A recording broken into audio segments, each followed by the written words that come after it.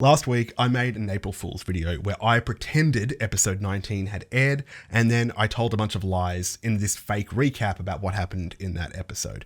And there was some bonkers lies in there, like fresh cut grass exploded, Tiberius came back for some reason. It was wacky, it was pretty full on. So for this recap of the actual real episode 19, I'm going to have this little counter here, just keeping tally of how many things I predicted last week that actually come true this episode. Spoiler warning for episode 19. The moon. It's the moon. It was the moon all along. This was full on. Oh my goodness. How many conspiracy theorists are out there going like, oh, red moon, red moon, red moon.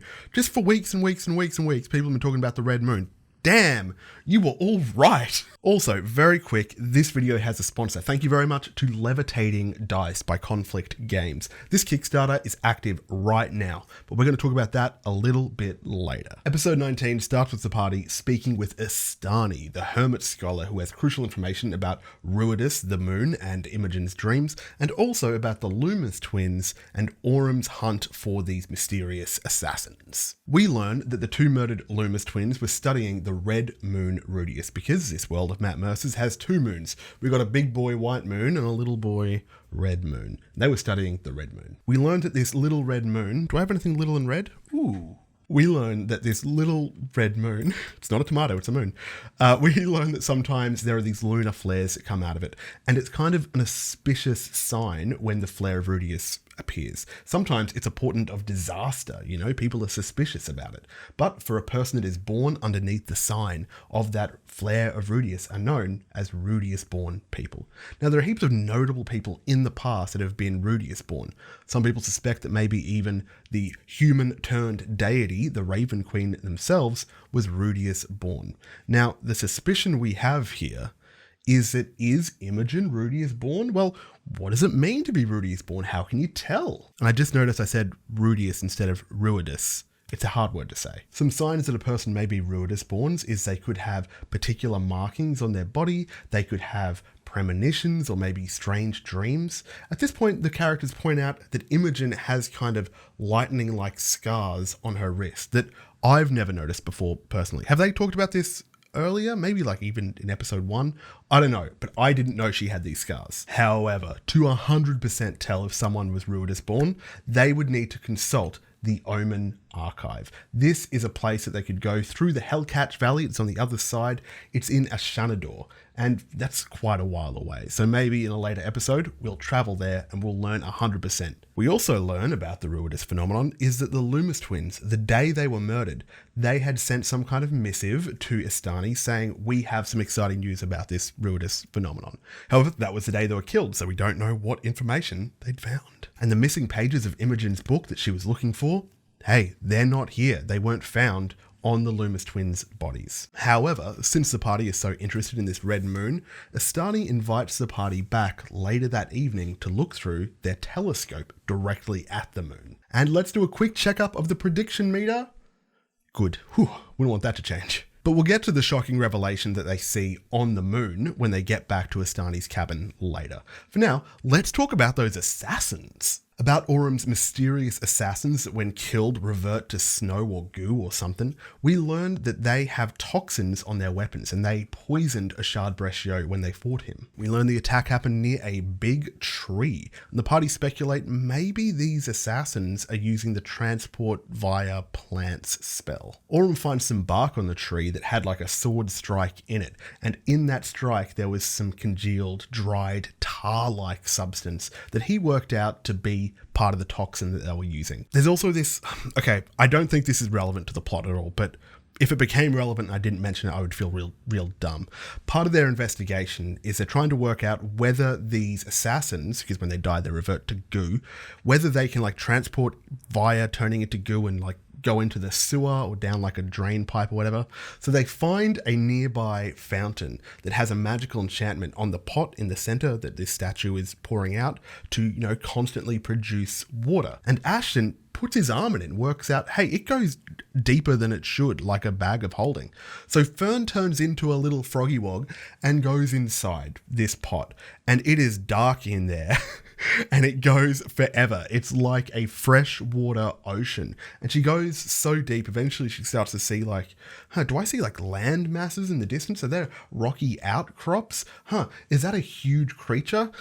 Is that like some weird blue light? And then they reel her back in. It seems improvised. Maybe it was like a portal to the water plane? I'm not sure. I don't think it's relevant at all to the assassins. After leaving Astani, the party go shopping in preparation for the heist that they're surely going to embark on during this episode. Oh God, I hope, oh please.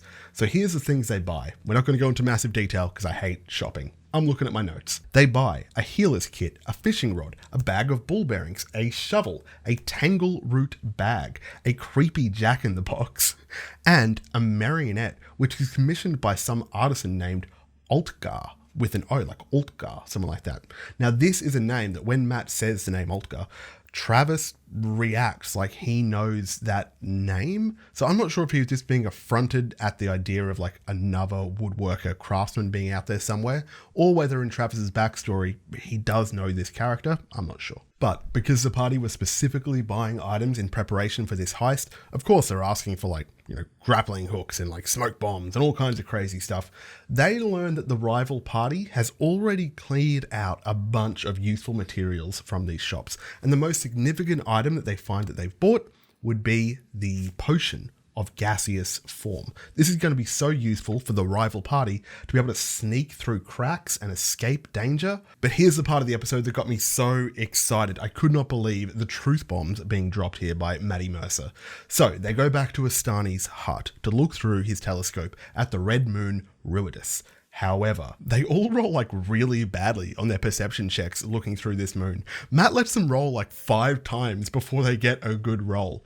And then on the surface of the moon, they see these kind of mountainous structures and valleys. Like it's not just a dead red rock. It has terrain on the moon. And when Imogen looks through it, she sees this kind of pulsing energy. There's like a roiling storm with little red flashes on the moon. My dude, when Imogen dreams of a red storm, she is dreaming of the red storm on the moon. And when they go back to the inn, Imogen has a dream that very night, and this is what she sees. What's up, everybody? It's me, Imogen from Critical Role. Oh, I'm on the moon. I'm on the red moon of Ruidus or something. Hey there, buddy. Gravity getting you down? Yeah, gravity's got me down. Well, good news for you. We've got floating technology with levitating dice by Conflict Games, now live on Kickstarter. Where are my legs? Where's the bottom of me?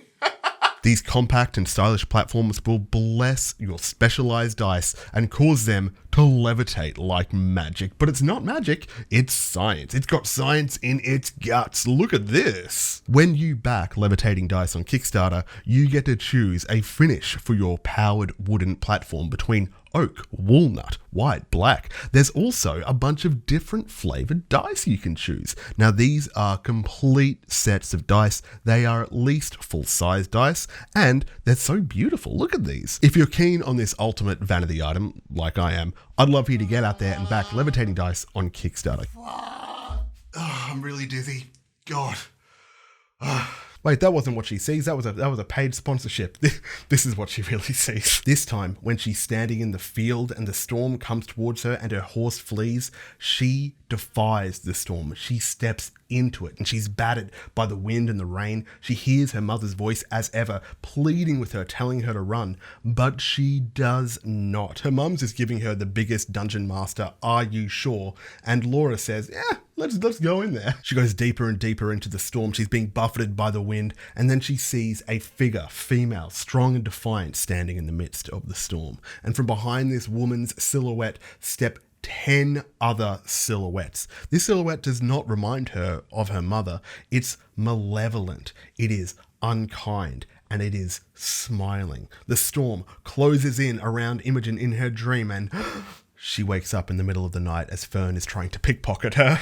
After having the dream, they look at the markings on Imogen's wrist and see that the lightning-like scars have kind of grown by 1/4 of an inch. And Laudna even remarks on the fact that, hey, over the past 2 years that they've been traveling together, the scars have become longer over that period as well. What's really lovely here is that Fern makes a red friendship bracelet for Imogen and for Laudna, and the idea is that if Imogen can imagine herself having this bracelet in her dream, it can be a reminder that, hey, it's just a dream. You're safe. Your friends are around you and are going to help you. And I think that's really lovely. I wonder how I'm going on my April Fool's predictions. At midnight, it's time to meet at the museum for this heist competition. The rival party is already there, and yes, they are the people that we met along the road, led by the Silver Dragonborn. They reveal that their group name is The Verdict. Some extra rules that are hashed out about this competition are that each party can pick their own entry point into the museum, but they're not allowed to do any unnecessary damage to the property itself or Lord Avon's property inside. And yes, the parties are allowed to fight and impede each other if necessary, but they make a kind of loose gentleman's agreement to not do that. But I think they're probably going to hurt each other. And the parties are going to start 100 feet apart, so they're not necessarily going to go into the same entry point. But Matt, what do they have to steal? Well, in my April Fool's video, I predicted they had to steal Tiberius's Ropes of Mercy. Instead, they're going to have to steal this single lapis blue earring from a location called The Vault inside the museum. Now, this earring belonged to an ancient pre-calamity djinn, which I think is like a genie style creature. So the Verdict go 50 feet over here and Bell's Hells go 50 feet over here. And then Lord Avon in the center says, all right, get ready, set. That's the end of the episode. The bloody red moon, huh? Whew, pretty full on. Hey, thanks so much to my patrons down here. Patrons, you all look lovely this evening. Thank you very much. And thank you very much to our sponsor, Levitating Dice, available now over on Kickstarter. I'm so excited to get mine. I just want this, but floating. It just keeps falling down. What's up with that? So sick of gravity. Thank you very much, Conflict Games, and I'll see you all next time.